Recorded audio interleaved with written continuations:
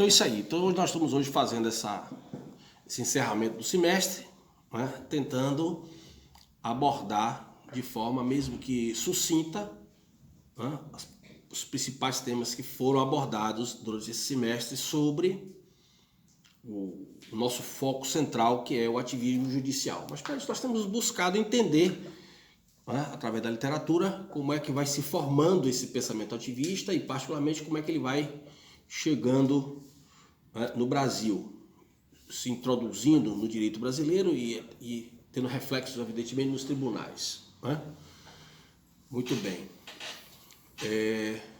Professor, em relação a que muito se aborda no seu livro, né, falando a respeito da escola de Frankfurt e tal, um trecho que o senhor traz no livro fala a respeito da escola de Frankfurt, que se tornou-se a maior difusora do pensamento marxista no ambiente acadêmico europeu e também posteriormente no americano.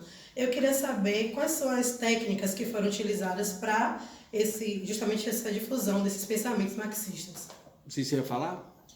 Dentro do pensamento moderno também, que o senhor aborda muito também no livro do senhor, o senhor tem como base estruturante seria a questão teológica, onde não tem como entender o pensamento moderno sem entender essa chamada, que o senhor chama, no caso, de a questão teológica. O que seria isso? Certo, veja bem, vou tentar responder as duas questões que são complementares. Então, veja bem, eu criei esse conceito aí no meu livro, a questão teológica, porque eu comecei a perceber no avançar dos meus estudos sobre o pensamento moderno e pós-moderno, eu comecei a perceber que, particularmente na literatura brasileira, havia uma lacuna muito importante, né, quando você compara com a literatura estrangeira, que era exatamente essa percepção de que o pensamento moderno, ele é, antes de tudo, uma tentativa de trazer respostas para questões teológicas traçadas durante o decorrer da Idade Média. Então eu comecei a perceber que, se não fosse observado isso, haveria uma grande dificuldade, como ocorre hoje, infelizmente, em boa parte da literatura brasileira, de entender a essência mesmo do pensamento pós-moderno e daí por conta do pensamento moderno e daí por conta do pós-moderno também. Então, muito resumidamente, enquanto você tem lá na Idade Média, né, o pessoal trabalhando a ideia de que a cognição humana, o entendimento humano, ele seria fundamentalmente inspirado pelo Espírito Santo. Quando você chega no pensamento moderno, você tem uma mudança de paradigma, aonde você começa a trazer essa mesma ideia do entendimento, do conhecimento, da cognição humana baseada na razão e também tendo como particularidade a concepção racionalista moderna, que é diferente das demais concepções de razão anteriores, né? Mas o que muda o paradigma, digamos assim, da forma de ver e de interpretar, né? Mas o desafio de construir uma sociedade pós-expulsão do paraíso, uma sociedade pós-dilúvio, né? Essa preocupação está em muitos dos clássicos modernos. Basta ler John Locke, basta ler Thomas Hobbes, né?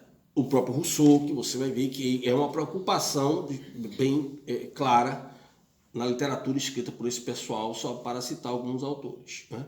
E aí você tem, então, o aparecimento lá no século XVIII de Tracy, quando ele traz o conceito de ideologia, que é uma coisa que eu trato no meu livro, né? Eu explico isso para o leitor ter um primeiro entendimento, né? Então, o de Tracy, ele inicia essa concepção de ideologia como que uma forma de elaborar um pensamento, um raciocínio científico, né? Mas logo aí começa a ideia de uma ideologia como forma de dominação, digamos assim, né? E o Marx vai se apropriar dessa discussão, né? Trazendo inclusive a ideia de que o argumento dos outros seria uma ideologia, a dele não. Tanto que para Marx a ideologia é uma criação burguesa, a dele não, a dele é um pensamento científico, né? Ele fala isso em diversos momentos, inclusive na introdução à crítica à economia política. Inclusive, também o senhor aborda no livro do senhor também essa diferença entre o que é ser filósofo e os filósofos. Isso. Na qual o próprio Karl Marx, Isso. no caso, está inserido. Porque nós tomamos aqui no Brasil, de forma também muito equivocada, com muito pouco registro da literatura brasileira sobre isso, nós tomamos aqui todo mundo como filósofo. E, na verdade, eles mesmos, lá, principalmente no século XVII e XVIII, eles faziam diferença entre o filósofo e o filósofes, né? Com PH. Porque esse filósofes era, na verdade, um panfletário. Era aquele cara que cuidava de fazer a elaboração e, principalmente, a difusão das ideologias revolucionárias, que vieram a ganhar o seu ápice com o chamado movimento iluminista do século XVIII. E o filósofo seria uma outra categoria. Então, muitos dos que nós tomamos aqui no Brasil como filósofos, na verdade, para eles lá, eram filósofes, eram panfletários, ideólogos panfletários, entendeu? O Voltaire, o Rousseau, o Diderot, esse pessoal todo aí, para eles lá, estavam no rol dos filósofos. Essa ideologia que o senhor cita, ela é uma nova ordem política jurídica? Como é que ela se aplica? Sim, aí eu não cheguei a responder a sua questão sobre a escola de Frankfurt. Isso vai caminhar até que quando chega no início do século XX, a chamada crise do marxismo, como se costuma dizer, que é o que foi essa crise do marxismo. Foi a certeza, diante das empreitadas de implantar uma ditadura comunista, a certeza de que, através das instruções básicas, digamos, ortodoxas, pregadas por Marx e Engels, o comunismo não ia se implantar. A primeira grande experiência na Rússia. Foi preciso ter guerra civil, foi preciso ter desarmamento, foi preciso ter incentivo à marginalidade. O que está acontecendo com o Brasil hoje? Incentivo, importar marginais de outros países, para que engrossasse o rol de meliantes e criasse aquele tumulto, desestabilizasse a sociedade, enfim. Paredão, exílio. Então, essas experiências falharam. E Gramsci está vendo isso lá na Europa, na Itália também, com relação ao fascismo, que tem origem no comunismo. O pessoal fica discutindo hoje fascismo de esquerda, ele não sabe, isso é uma questão intelectual. Quem sabe, sabe, quem não sabe, não sabe. É ler ou não ler, estudar ou não estudar, como eu digo sempre. O fascismo, o grande mentor, um dos grandes mentores, pelo menos, do fascismo, é o próprio Mussolini, que foi um dos criadores também do Partido Comunista Italiano. Então, Mussolini ele faz uma readaptação de algumas ideias do comunismo e cria o fascismo, que são almas gêmeas, e vão brigar entre si, para quem vai chegar no poder. Qual dessas duas formas de socialismo vai chegar no poder? E o Gramsci está vendo lá na Itália o pessoal optar mais pelo socialismo fascista e não pelo socialismo comunista. Então ele vai interagir com Lenin, inclusive, ele viaja para a Rússia, ele vai interagir com Lenin, para ver como é que vai adaptar isso aí, como é que vai. E aí começam a surgir ideias que foram chamadas do revisionismo. O Lukács, o Gramsci foram dois dos grandes revisionistas. O pessoal vai começar a rever a obra de Marx e Engels e tentar localizar ali o que é que tinha ainda que podia ser aplicado e que não foi. E aí eles veem que, na verdade, o Marx valorizou muito a estrutura. Apesar dele falar sobre a estrutura, para Marx a revolução teria que acontecer na estrutura, ou seja, no plano econômico, burguesia e proletariado. E o pessoal, a partir desse revisionismo, eles vão inverter isso. Eles vão não, vamos trabalhar a superestrutura, o campo da ideologia. E aí eles vão pegar outras recomendações de Marx e Engels e vão trabalhar o campo da ideologia, o campo da superestrutura. E isso vai originar o marxismo cultural, como ficou sendo chamado, e a escola de Frankfurt ela vai ter uma grande participação nisso. Porque o projeto deles era exatamente introduzir cada vez mais pessoas formadas por ideologia marxista, e aí nós podemos chamar agora de neomarxista, no cenário do mundo acadêmico. Não que não tivesse marxista no mundo acadêmico alemão. Já havia, mas era insuficiente para fazer a revolução por dentro. Então, por isso, a escola crítica, como ficou sendo chamada, né, que funcionava num prédio dentro do campus da Universidade de Frankfurt, mas não tinha vinculação direta com a Universidade de Frankfurt, né, eles vão, na verdade, ser um centro formador, digamos assim, de professores intelectuais revolucionários. Então são diversas técnicas com o mesmo fundamento, né? Sim, no meu entendimento, a principal técnica utilizada por eles, digamos assim, como você está colocando, foi o fato de que cada um deles se dedicou a uma área específica. Se você for olhar a formação da primeira e segunda geração de Frankfurt, ela é bastante eclética. Você tem psiquiatras, você tem filósofos propriamente, né? Então você tem o pessoal que vai se dedicar à educação, outros vão atacar a família, né? E fundamentalmente vão atacar também, logo posteriormente da segunda geração, principalmente com o Habermas, o direito, né? Você vê lá o Wilhelm Reich. O Wilhelm Reich é um dos grandes pioneiros, né, que retomam a ideia na escola de Frankfurt da revolução sexual do Marquês de Sade. Né? E por que surgiu essa questão do fascismo e do comunismo? Isso foi uma invenção de Adorno, do Horkheimer, né, que quando o nazismo se instaura na Alemanha, eles fogem. A maioria deles conseguiu fugir. O Walter Benjamin morre. Vai para o campo de concentração, é capturado e morre. Mas a grande maioria deles fugiu. Uma parte foi para a Inglaterra, principalmente, e a outra parte para os Estados Unidos. O Adorno, o Horkheimer e o Marcuse chegam nos Estados Unidos. E lá, o que é que acontece? O Horkheimer, inclusive, são recepcionados dentro do mundo acadêmico americano. Então, o Horkheimer elabora uma teoria muito capciosa, como ele viu que havia um problema na Europa com relação ao fascismo, que estava dificultando a implantação do comunismo em diversos países. O comunismo também tem uma perspectiva globalista. Não esqueça da frase atribuída a Marx, né? Onde ele fala, né, no final do manifesto: trabalhadores do mundo, univos. A globalização que Marx critica no manifesto é a globalização da economia liberal, porque ele quer a globalização do comunismo, né? Então o que acontece? Então, quando eles viram essa rivalidade, o Horkheimer ele fez uma elaboração muito simples, porém eficiente, que pegou, tá aí até hoje. Ele associou o fascismo ao capitalismo, porque o fascismo tinha uma ênfase também muito grande nos processos de industrialização, coisa que o comunismo também tinha, mas em fases, somente para dar sobrevida ao regime comunista, né? O fascismo tinha uma ênfase maior no processo de industrialização, de incentivar o processo de industrialização desde que fosse capitaneado pelo Estado.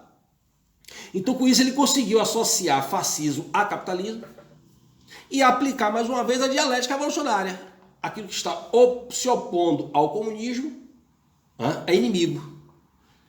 Então ele botou dois inimigos num polo só, capitalismo e fascismo. Uniu esses dois e o comunismo é que viria de novo com a ideia salvacionista, né, para libertar a humanidade da opressão do fascismo e capitalismo, agora associado um ao outro. Isso pegou. O pessoal não sabe nem por que isso apareceu. Isso pegou e está aí. O pessoal discute. O fascismo é de esquerda. Não tem. Inclusive, muitos acreditam hoje que com a queda do Muro de Berlim, o socialismo acabou. Mas seria, no caso, a nova conotação do que é o socialismo através dessas ideias da escola de Frankfurt? Como é que seria? O Gorbachev nunca disse que o comunismo acabou. Se você ler o livro dele, o famoso livro dele, Perestroika, ele fala que o comunismo precisa se transformar. Agora, eu acho que as pessoas não leram o livro. E se leram, não entenderam, não prestaram atenção, não estava lendo. Ele fala que o comunismo precisa se transformar, que aquele comunismo, digamos assim, ortodoxo, baseado numa mera luta de classe, que teve dificuldade de ser implantado desde o início, como eu falei, né? Que esse comunismo não tinha mais para onde ir. tá certo? E aí eles vão fazer os ajustes econômicos e políticos, né? A glasnost e a perestroika, para adaptar esse novo comunismo ao mundo, digamos, pós-queda do muro de Berlim. Então não tem por que ter muro. Não tem por que ter muro, porque se eu posso convencer você ao sistema sem muro, não tem por que ter muro. Por isso a educação digamos assim, um universo muito visado. Se eu posso convencer você desde cedo que você sem liberdade, você está bem. Então, a partir daí, professor, as ideias de Gramsci se encaixariam nessa ideia de não aplicar mais aquele comunismo, entre aspas, ortodoxo, mas agora você criar a revolução passiva, com as ideias de Gramsci e ocupando os espaços, seria algo nesse sentido?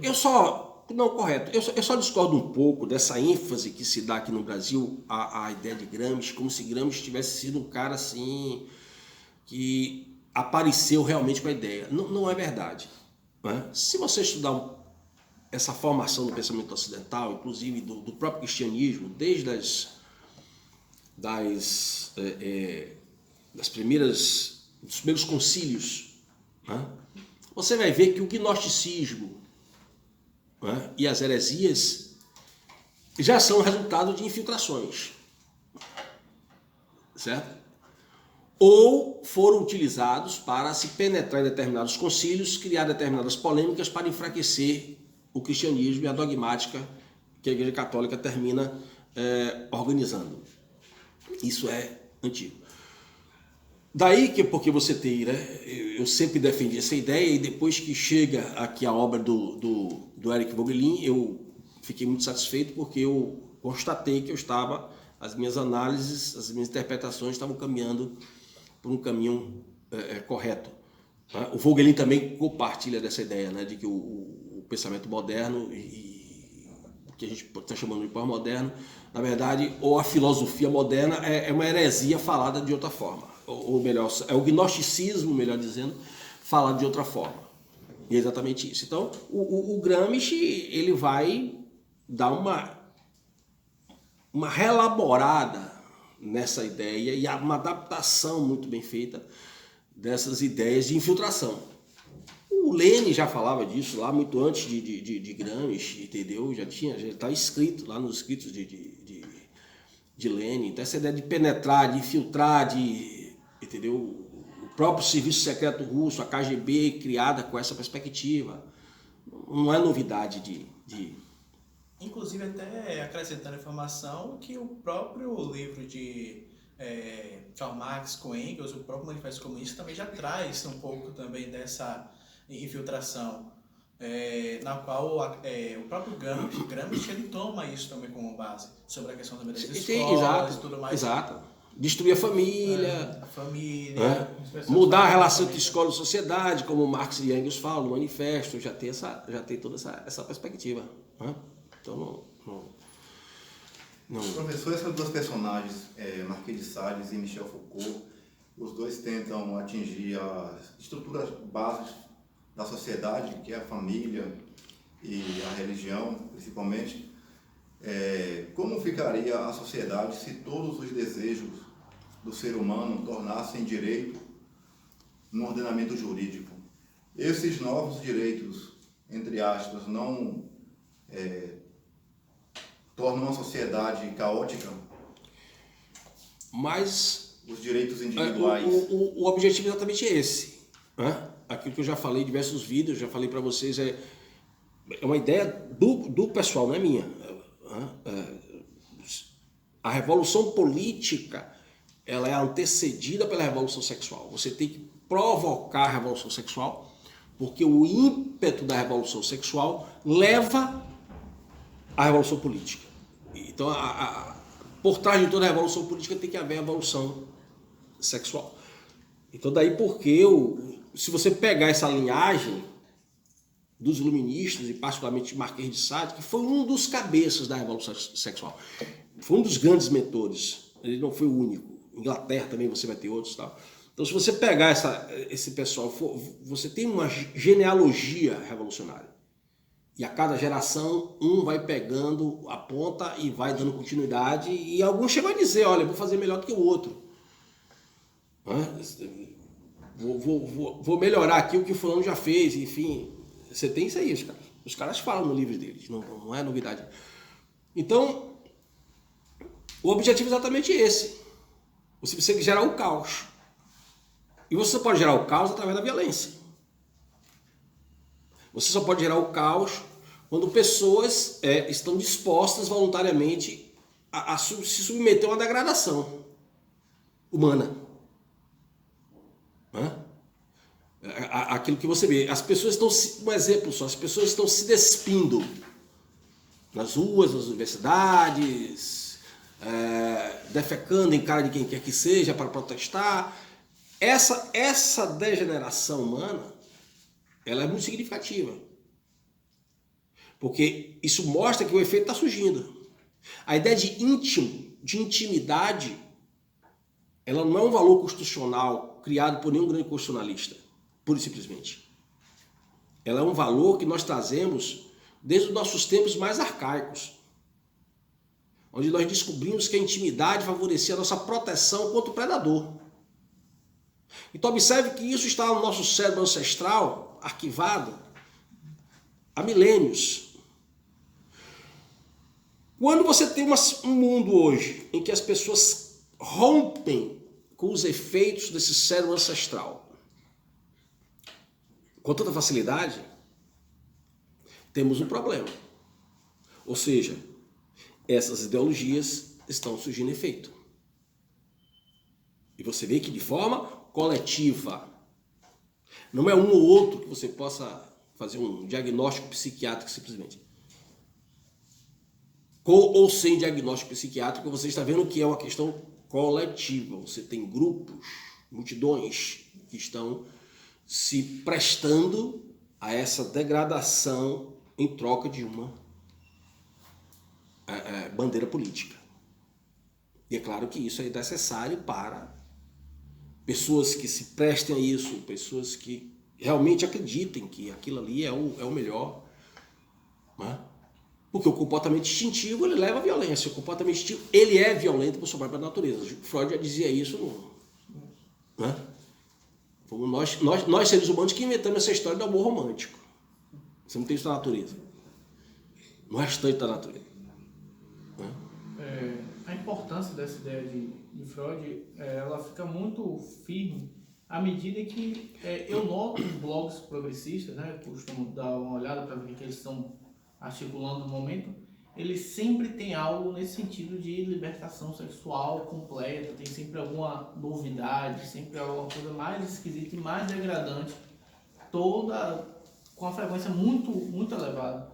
Muito mais elevada até do que em outros blogs que tratam de sexo propriamente dito, né? Especialistas na área, mas os blogs progressistas estão quem mais estão sempre publicando algo de degradante nesse sentido, né? Então seria a demonstração da importância dessa ideia de Freud, que quanto mais instintivo seria a supressão essa ideia instintiva, né, do ser humano, está sempre buscando o sexo, independente da degradação, em contraponto a uma vida em sociedade ordeira, de certa forma. O jogo é muito simples. Vamos, para exemplificar isso que você está colocando, vamos de novo aí pegar a própria questão da escola. O jogo é muito simples. É uma estratégia simples, mas que está à vista de todos, mas que funciona de uma forma assustadora. O que é que você faz hoje com a criança ou adolescente da escola? No Brasil? Doutrina. Você tira ele de possibilidade de qualquer futuro. Se você for pegar um pouco a história da filosofia da educação, vou falar aqui em pedagogia, vou falar de filosofia da educação, hoje nós estamos fazendo o contrário de tudo que já se pensou até hoje em termos de filosofia da educação. Desde os gregos, desde Platão, até os dias de hoje. Nós estamos fazendo exatamente o contrário.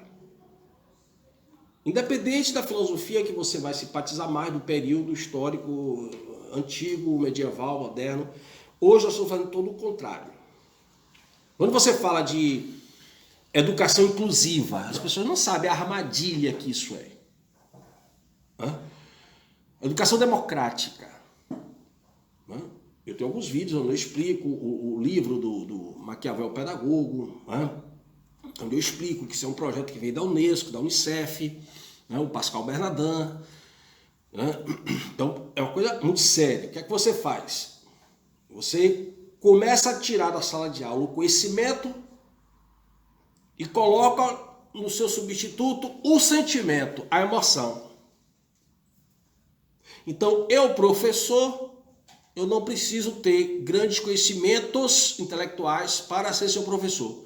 Eu preciso, sim, conhecer um pouquinho da ementa. O resto é um teatro.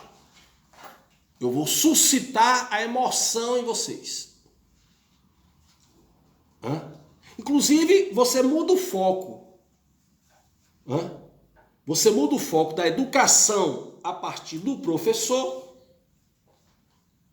que era o que via até então, e alguns países não abandonaram essa estratégia. Se você olhar Coreia do Sul e Singapura, todas elas, por exemplo, que tiveram um avanço tremendo em termos de tecnologia por conta da educação. Por quê? Porque mantiveram a educação centrada no professor, a educação a partir do professor. Se sou eu o professor, sou eu que sei o que devo ensinar. No Brasil, por exemplo, em boa parte do mundo, esse foco foi mudando. A educação centrada no aluno, a educação centrada nas necessidades do aluno. Então, acabou então a ideia de que vocês deveriam estudar para se aproximar de mim. Vocês deveriam estudar para chegar ao meu nível. Ou seja, nesse processo, vocês iriam evoluir intelectualmente, vocês iriam crescer intelectualmente, fosse qualquer área do saber. Não. A partir do momento em que agora eu tenho que atender às necessidades de vocês, eu tenho que atender a vocês onde vocês estão e onde vocês permanecerão. Vocês não serão disso. Ou seja, como eu digo sempre, o aluno hoje ele entra surdo e sacalado, ele entra mudo e sacalado. Ou seja, ele entra praticamente, se ele não acordar para isso, ele entra um pouco melhorado da forma que ele entrou. Então não posso dar uma nota muito destacada a você, porque o seu colega vai se sentir discriminado. Se uma boa parte da turma não tiver um bom rendimento, eu tenho que dar uma aliviada, empurrar um pouquinho esse pessoal para cima, trazer um pouquinho o pessoal de cima para baixo, para ficar democrático, igual. Ou seja, a igualdade na educação, como toda igualdade de cunho socialista, é uma igualdade para baixo, é uma igualdade por baixo. E aí nós estranhamos quando os países não querem instalar indústrias aqui, e quando instalam, trazem mão de obra estrangeira. É uma tragédia anunciada. Essa estratégia, ela foi aplicada de uma forma assim, teve alguns pontos em comum, mas que foi a pedagogia de Paulo Freire. Assim, digamos, instrumentos, digamos, momentos históricos, se você olhar a história disso aí, instrumentos, mas não foi Paulo Freire. Paulo Freire é um garoto de recado do movimento revolucionário francês. Simplesmente isso. Um péssimo autor, um péssimo escritor, entendeu? E as pessoas idolatram. Por onde passou a pedagogia do oprimido, no Brasil e outros países, arrebentou a educação, baixou, inclusive nos Estados Unidos. Nenhuma das grandes universidades do mundo adota a pedagogia do oprimido. Nenhuma. Você não vai estudar em Harvard, você não vai estudar em Stanford, você não vai estudar em Yale, você não vai estudar em nenhuma das grandes universidades do mundo que tenha a pedagogia do oprimido. Por quê? Se ela é tão boa, por que as grandes universidades vão adotar? Simples assim. Entendeu? Então, você tem, então, como eu estava dizendo, qual é o jogo simples? Eu tiro o seu futuro, mas lhe dou em troca de só sexo e droga.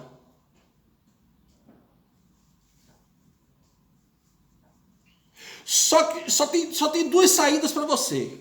Quando eu tiro o seu futuro, porque a escola não vai lhe dar mais futuro, porque ela não vai lhe dar mais conhecimento necessário para você ingressar no mercado de trabalho com alto potencial técnico, tecnológico, intelectual. Quando você perceber isso, você só tem duas saídas.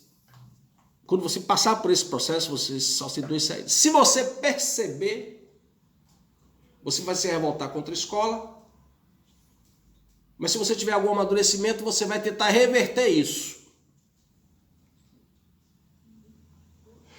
Se você não perceber, você vai ter a segunda chance, a segunda opção, que é o quê? Seguir esse caminho achando que esse caminho é certo e querer fazer revolução por onde você passar. Porque você não vai poder, uma vez que você foi destruído cognitivamente, teve a sua capacidade intelectual, a sua capacidade cognitiva comprometidíssima por esses novos modelos de ensino, essas novas pedagogias igualitárias. Você não vai poder se inserir, evidentemente, em ambientes mais sofisticados, tecnologicamente, intelectualmente. Então, você vai ter ou a revolta, e se for sábio, tentar recompensar, reverter esse quadro, ou então aderir a isso, não enxergar isso e continuar fazendo sua revolução até o último dos seus dias. Cada vez mais bestificado. Então, o que está acontecendo com a educação brasileira é muito simples. Nós estamos criando uma elite muito seleta, em mar, estou usando aqui a linguagem marxista, em mar de proletários. Nós estamos criando aquele universo imenso de pessoas diplomadas, mas que para passar em qualquer concurso, qualquer coisa, tem que investir na indústria dos cursinhos. Ou nós estamos criando uma elite que vai ocupar postos específicos nas gerações futuras. Isso aí ninguém duvida. Nós temos centros educacionais no Brasil que são referências e que vão continuar sendo. Nós temos as escolas militares, as academias militares. Não vou falar de outras aqui para não dizer que eu estou fazendo propaganda, mas nós temos algumas instituições que são referência e continuarão sendo. Mas essa expansão do ensino, do jeito que foi feita, ela termina gerando um mar de diplomados. Contexto esse que poucas almas vão se salvar. E estão se salvando. Sim, você melhorou um pouquinho de vida, realmente você conseguiu um emprego melhor, você passou nisso, passou naquilo, sim, mas o objetivo da educação seria algo muito maior do que isso aí. Você se consolou com muito pouco. Até porque você foi educado durante todo o tempo para ficar com pouco mesmo. A sua conquista é grande perante aquele que não conquistou nada. Mas não porque ela seja grande, propriamente dita. O seu potencial seria muito maior. É muito maior. Só que a escola não desenvolveu esse potencial. Ela atrofiou. O mérito é medíocre, né? Exatamente. Você vai nivelando por baixo. Quanto menos, melhor. E você vê que muitos alunos aceitam isso de forma voluntária. Porque é mais fácil. E aí isso termina... Você não precisa forçar isso. Mas não só os alunos, assim também como alguns professores, né? Tudo que meio que traz uma... Eu não diria praticidade, mas... Sem dúvida. Se você não tiver, é um ciclo vicioso. São duas mãos, né? Duas vias. É um ciclo vicioso. Exatamente. A maioria dos professores hoje, universitários no Brasil, são pessoas jovens que não eram para estar ensinando no nível superior. Por quê? Porque não tem produção acadêmica, não tem nível intelectual ainda amadurecido, não tem lastro, não tem profundidade. O intelectual não se forma porque leu 30 livros, não. Se você pegar os meus 3 livros, você vai ver que há um Oswaldo em cada livro daquele. Não porque eu tenho um problema de personalidade. Não chega a ser isso, entendeu? Mas é por quê? Porque você tem fases da vida, de amadurecimento intelectual, de observar as coisas, de perceber, entendeu?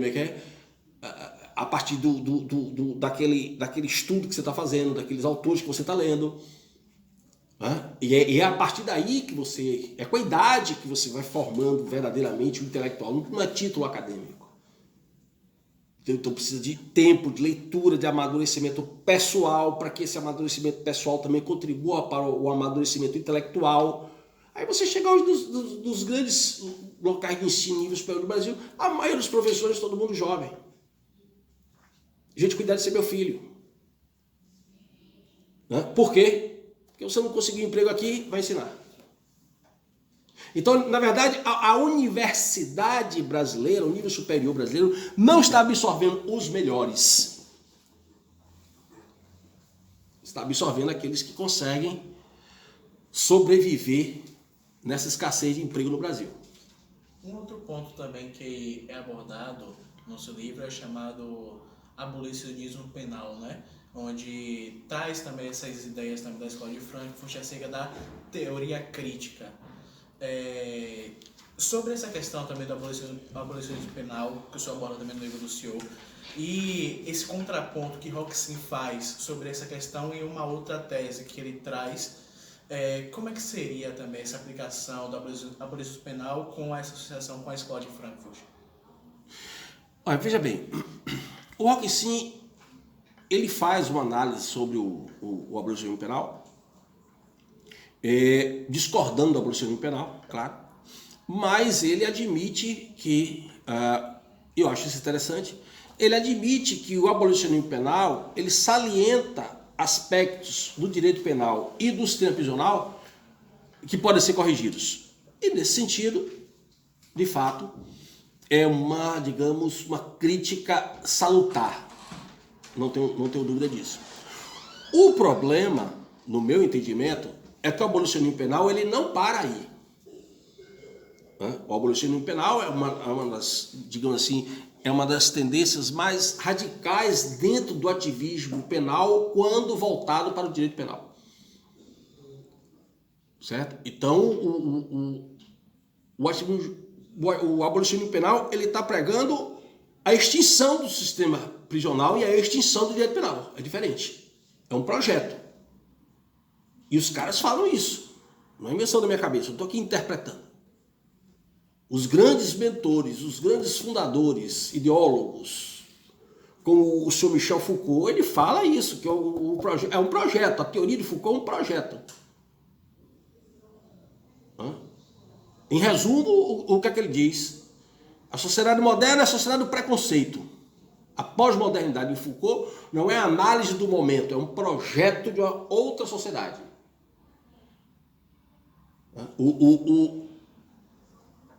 A modernidade ela é uma sociedade do preconceito. Por que para Foucault a modernidade é uma sociedade do preconceito? Porque ela possui normas. É só por isso. Normas morais e jurídicas. Então, na sociedade pós-moderna, seria uma sociedade, para Foucault, seria uma sociedade anárquica, uma sociedade sem normas. É só ler Foucault. Agora, ninguém vai entender Foucault lendo um livrinho de Foucault ou mesmo lendo um capítulo de livro. Esqueça. Para você entender Foucault, você tem que ir batalhar por alguns livros dele, pelo menos. Esse é o problema também no Brasil. Muita gente fala lendo um capítulo de livro. E não é só aluno, não, o professor também. Quando lê. Quando está na moda, fala bonitinho, elogiar, todo mundo está elogiando, eu vou elogiar também, que eu não quero ficar feio na fita. Está todo mundo dizendo que o cara é bonito, que eu vou dizer que ele é feio. Não, ele é bonito também, não sei nem porquê, mas ele é. Pronto, você está todo mundo dizendo que é, então ele é bonito. É assim que a coisa está funcionando. Entendeu? Então, o abolicionismo penal, enquanto projeto, ele quer abolir, ele quer destruir, ele quer acabar com o sistema penal em toda a sua estrutura.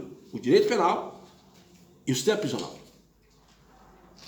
E aí você vai ver depois o Foucault também influenciar o movimento antimanicomial, o Thomas Haies, o Michel Foucault, estão esses dois grandes mentores também do movimento antimanicomial. Não pode mais internar o doente mental.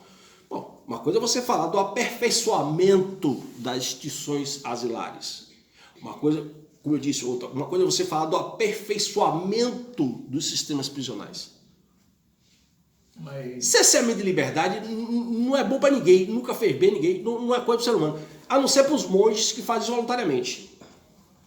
O único cerceamento da liberdade que eu conheço que é salutar é o monastério. É a vida celibatária do monastério porque é feito voluntariamente. Pronto. Fora isso, qualquer outro cerceamento de liberdade é nocivo ao ser humano. Não existe uma boa prisão, não existe um bom hospício, não existe isso. É sempre algo que traz consequências, de alguma forma, nocivas. Agora, é possível, pelo menos, reduzir, né, essas nocividades próprias desses sistemas asilares, desses sistemas prisionais? Não tem a menor dúvida. Mas só que a própria esquerda jurídica, a própria esquerda acadêmica, que critica o sistema prisional, é ela que induz a crise do sistema prisional. Eu já falei isso em outros vídeos, isso é um projeto. Todo estudante de direito do Brasil aprende que não é para construir presídio. Todo estudante brasileiro fala que prender é coisa de fascista. Todo estudante brasileiro vai ouvir em sala de aula, em congresso, palestra, vai ouvir isso. Aí quando eu chego numa palestra, sala de aula, numa palestra que eu digo, tem que construir presídio, eu sou fascista. Aí vamos lá para os dados do Infopem, Ministério da Justiça. Hoje nós precisamos construir, no mínimo, o dobro de presídio que nós temos para cumprir as regras básicas da lei da execução penal. Para cumprir as regras básicas da lei da execução penal. Aí os bonitinhos de direitos humanos querem não, eles querem um caos. Eles querem que você não construa presídio, porque não construindo presídio você vai ter rebelião, você vai ter massacre, você vai ter crise. Isso vai gerar o caos, aí eles aparecem para dizer, ó, tá vendo que o sistema prisional não funciona? Olha, tá vendo? Tem que fechar as cadeias porque não funciona, não reeduca. E não adianta você vir para cá com esse negócio de... O Brasil não está aprendendo muito coisa nenhuma. O Brasil pende pouco. Poucas pessoas têm coragem de dizer isso. O Brasil pende pouco. Vá ver quantos mandados de prisão em aberto tem aí que não conseguem se cumprir. Vá ver quantas pessoas estão cometendo crime e não está dando em nada. E não dará. Se a polícia não encontrar uma câmera para conseguir pegar o sujeito ou a sujeita, não vai dar em nada. Então o Brasil não está... Agora, o que você tem? O que você tem hoje no Brasil e no mundo? Você tem um Estado cada vez mais, com a capacidade cada vez maior. Você vai ver isso estourar quando o 5G chegar aqui com a Huawei. Você tem um Estado com a capacidade cada vez maior de vigilância, com um número maior, cada vez maior de pessoas querendo cometer crime. Os crimes que estão assoberbando o nosso sistema prisional não são crimes culposos, são crimes dolosos. Crimes dolosos, crimes qualificados, são esses crimes que estão assoberbando o nosso sistema prisional. Então o que acontece? Você tem um número cada vez maior de pessoas querendo cometer crimes com o Estado, com a capacidade de vigilância cada vez maior. É claro que a população carcerária vai crescer. Aí você chega apenas na sala de aula que não pode construir presídio. Então você vai gerar o caos. E é isso mesmo. Você gera o caos, gera a rebelião, gera o massacre, aí depois aparece o bonitinho e a bonitinha para dizer, olha, tá vendo o sistema prisional? É um projeto. Então essa é a questão do ativismo judicial quando se insere na questão de ordem penal. Isso para dizer o mínimo, né? Porque agora nós já temos novidade aí do Supremo criando um tipo penal, né? Inclusive preceito primário e secundário, o negócio está sofisticado, não é para qualquer um não, entendeu? Então, a questão do aborto, né? Que o aborto a partir de 3 meses, que ainda está em discussão, né? Então lá temos aí uma série de problemas que nos trazem a famosa insegurança jurídica. Essa é a questão. Inclusive, um dos pontos também que trata essa questão da crítica ao direito penal é justamente sobre o papel da vítima nisso tudo, onde dizendo que está afastando a vítima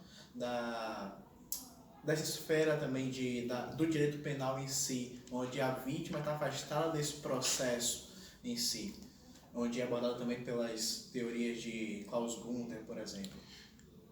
Essa é a visão progressista, socialista do direito. E eu confesso que até me entusiasmei no início, eu já falei com vocês, né?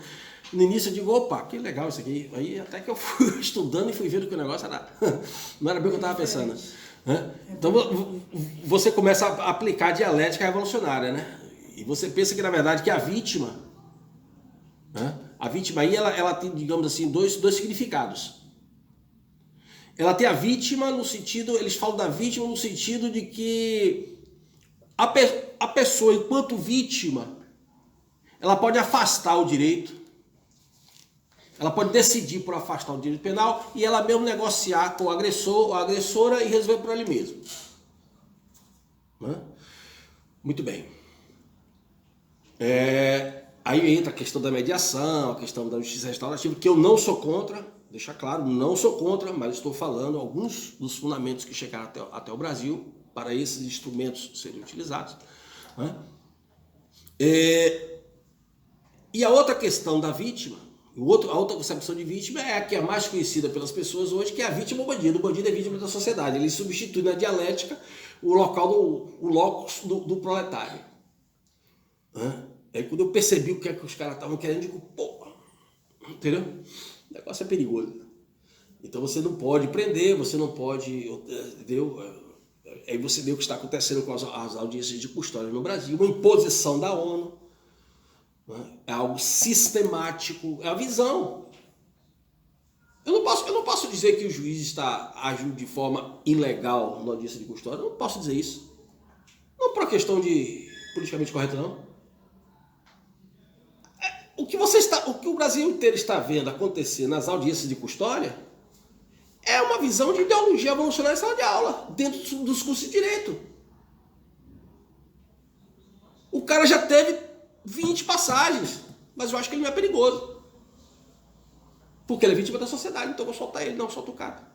Ainda pergunta a ele, o policial lhe maltratou? Ele pegou assim um pouco apertadinho? Não estou falando tortura não, eu também sou contra. Eu estou falando, deu um tranco mais forte, puxou o braço assim, torceu o braço. Entendeu? Uma necessidade de conter o sujeito? Não pode. Quer dizer, então, não vamos discutir aqui legalidade ou ilegalidade de nada. Não é essa a questão aqui. A questão é a formação acadêmica. Então você está vendo juízes e juízas que, em função da sua formação acadêmica, concebem de boa fé que soltar o bandido é a melhor coisa que eles estão fazendo. Aí a polícia prende, o juiz solta. A polícia prende, o juiz solta. Isso gera consequências, porque isso também gera no quê? Algo muito nocivo, que é grupos de extermínio, justiça com as próprias mãos, que você está entregando ao Estado para fazer a justiça na forma da lei. O Estado está dizendo, não quero não, manda de volta para você seu baú aí, segura o seu babado aí. Esse indivíduo volta para a rua, muitas vezes vai ameaçar o policial, ele vai ameaçar a vítima, porque o bandido hoje ele não é só bandido, ele é valentão. E aí? Então você começa a ter consequências extremamente nocivas para a sociedade por essa abstinência do Estado por questões ideológicas. O Estado se abstém de cumprir o seu papel de jus puniendi.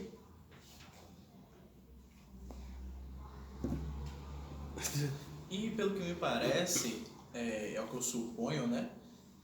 É o que muitas das análises que são feitas aí parece que desconhecem o que é a teoria geral do direito penal em si. Porque muitas das análises que fazem é que a pena em si, ela não cumpre o seu papel. Onde até mesmo o próprio Klaus Gunther traz, né? Sobre o papel da pena, que é estabelecido, o objetivo da pena, e não é cumprido esse objetivo, seja ele de forma preventiva, pessoal, coletiva, isso não se cumpre.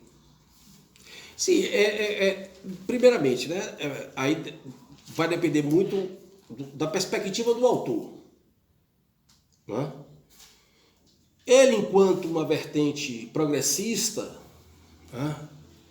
que inclusive seguiu Habermas, a visão dele, obviamente, não poderia ser outra. A partir da teoria da ação comunicativa de Habermas, não poderia ser outra, senão tentar, de forma muito mais sofisticada do que Habermas, inclusive, afastar o máximo possível o direito da seara punitiva, digamos assim. Então, essas críticas à punição, ao carceramento, aquela coisa toda, de forma mais sofisticada. Mas a questão é, o direito penal está protegendo o quê? O direito penal está protegendo determinados bens jurídicos. Bens jurídicos esses que, se forem violados nesta ou naquela pessoa, o Estado se encarrega de prever a punição e punir. Ponto. Agora, aí vem uma questão atrelada a isso, que nós já falamos aqui, que é a questão do sistema prisional. O sistema prisional, de fato, o sistema prisional não está funcionando a contento. Mas por quê? Por acaso? Não, é um projeto. Eu quero que você me explique por que o Carandiru, quando passa a partir dos anos 20 do século passado, o Carandiru era o mais moderno estabelecimento prisional da América Latina. Eu quero que você me explique por que ele chegou ao ponto de ter que ser implodido. A implosão do Carandiru tem um valor simbólico que os brasileiros não estão conseguindo entender. Por conta dessas concepções solipsistas que atazanam o direito do Brasil. Como é que você me explica que o mais moderno construto, instituição prisional da América Latina chega ao ponto de ser implodida? Menos de um século depois. O que aconteceu para isso? Foi coincidência? Não, foi implantação do projeto. Você vai deixando superlotar, você vai deixando... Essa mesma esquerda que critica, essa esquerda jurídica, essa esquerda acadêmica, que critica o expansionismo punitivo do direito penal, é ela que mais está criando tipos penais. Olha o ativismo judicial no Supremo. Quem foi que criou crime ambiental? Inclusive trazendo o Instituto da Imputação Objetiva. A empresa responde penalmente. Quem foi que trouxe isso? Quem foi que trouxe injúria racial? Quem foi que injúria gay? Quem está trazendo isso? Quem foi que pressionou o Congresso para criar o qualificador do feminicídio? Quem é que está trabalhando para o expansionismo do direito penal? É a própria esquerda. E depois ela mesma aparece criticando esse expansionismo como se fosse coisa da tal direita, do tal mundo conservador acadêmico, jurídico, legislativo. Não, senhor.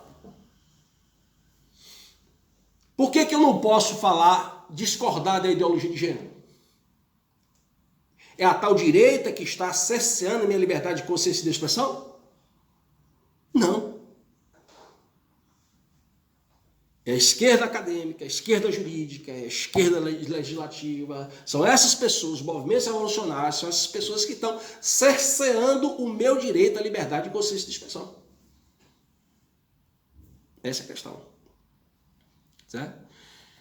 Bom, gente, esse encerramento hoje foi bastante proveitoso. Né? Eu espero que no próximo semestre a gente vai continuar nossos trabalhos, dando prosseguimento aos nossos estudos teóricos aqui com esse tema centralizado nesse tema, o ativismo judicial. E muito obrigado pela participação de vocês nesse semestre. Né? Todos estão de parabéns. Eu sempre digo uma coisa, né? Poderia ser melhor, para não se acomodar, porque eu sou contra a pedagogia igualitária, né? A necessidade do aluno. Você não tem necessidade nenhuma, vocês têm que aprender e se virar para estudar e ser cada vez melhor. Tá ok? Deixar a preguiça de lado que... Muito obrigado pela atenção.